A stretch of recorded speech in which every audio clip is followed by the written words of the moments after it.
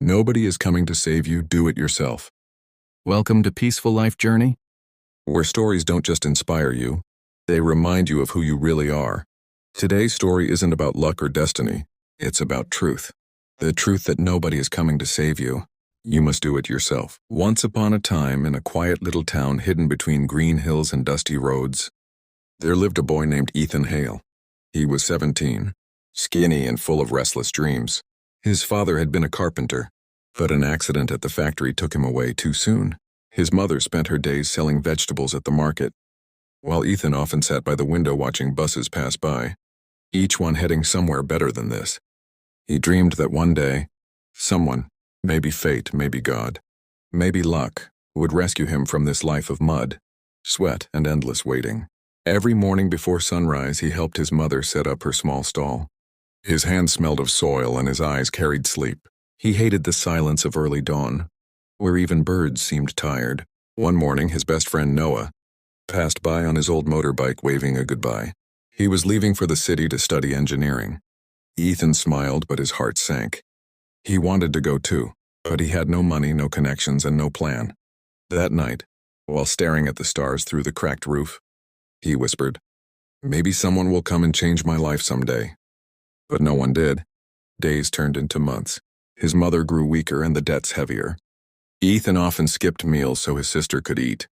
Yet inside, his heart was full of noise, dreams shouting to be heard. One rainy afternoon, when thunder rolled across the town, he sat under the leaking roof, reading an old magazine about successful people. On the cover, a quote caught his eye. "Nobody is coming. You have to do it yourself." He stared at the words for a long time. For the first time, he felt something powerful. Not sadness, not anger, but a spark. That night, he took a broken notebook, wiped off the dust, and wrote on the first page, "Day 1, I will change everything." He didn't know where to start, but he started anyway. The next morning, he walked miles to the construction site near the river and asked for work. The manager laughed. "You're too thin for this job, boy." "I'll learn," Ethan said. His voice didn't shake. They gave him a shovel. His hands bled, his back ached, but he didn't stop. Every night he would return home with dirty clothes but cleaner thoughts. For the first time, he wasn't waiting, he was doing. Weeks passed. He saved enough to buy an old second-hand laptop from a local shop. The screen flickered, but it worked. After work, he would watch videos about carpentry, repair work, and design. He practiced with leftover wood pieces behind his house.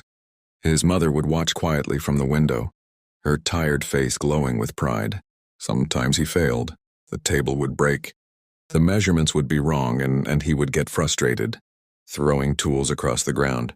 But then he would remember that quote again. Nobody is coming. Do it yourself. Slowly, his skill grew.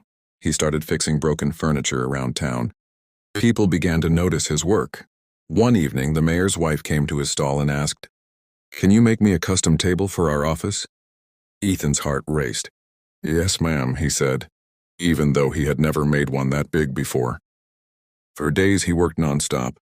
His hands blistered, his eyes burned, but he didn't quit. When he finally delivered the finished table, it was smooth, elegant, and strong, just like the boy who made it.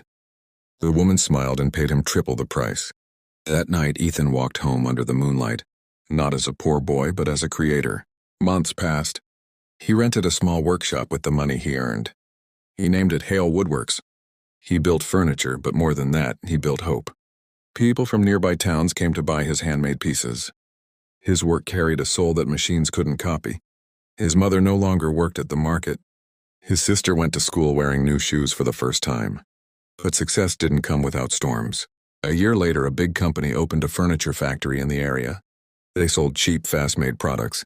Ethan's orders dropped. Some of his workers left. Bills piled up. For a week, he didn't sleep. One night, as rain hit the roof again, he sat in the dark, defeated. Maybe this is it, he thought. Maybe I was foolish to believe.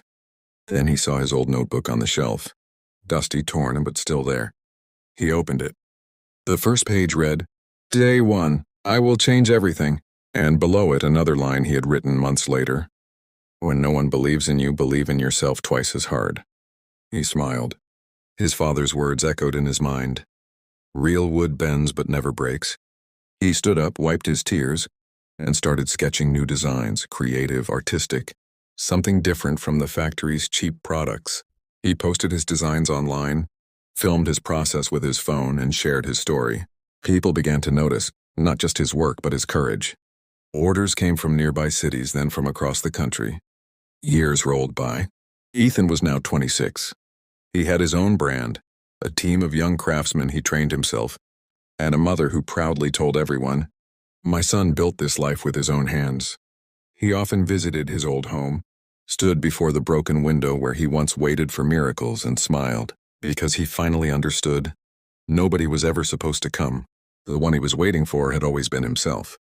One evening, a young boy came to his workshop, barefoot and shy, holding a wooden toy car. "Sir," he said, "I made this. It's not good. Can you fix it for me?" Ethan knelt, looked at the toy, then at the boy, and smiled. "No," he said softly, "but I can teach you how to fix it yourself." That night, Ethan closed his workshop late, looked at the stars, and whispered, "I did it." He didn't just build a life. He built a lesson there for every dreamer still waiting for someone else to save them. Because the truth is simple, nobody is coming. And that's the best thing that can ever happen to you. Because when you stop waiting, you start becoming. And when you start becoming, the world finally moves with you.